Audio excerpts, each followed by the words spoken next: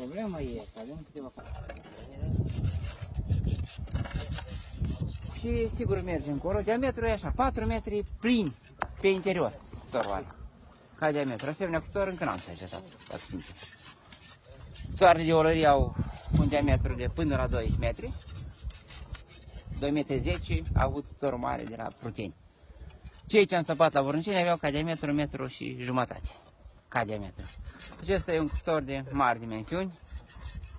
E altceva decât am săpat până acum. E deosebit de frumos, deocamdată se vede conturul așa, dar după indiciile pe care le avem deja la suprafață, e foarte probabil că e de stins vara. Aplicat jumătate stau.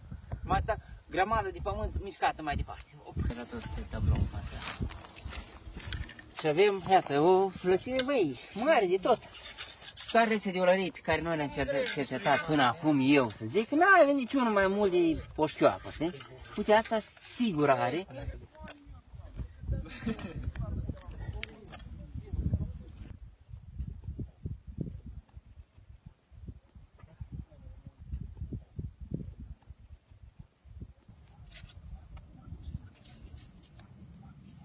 Țin acum în etapa asta.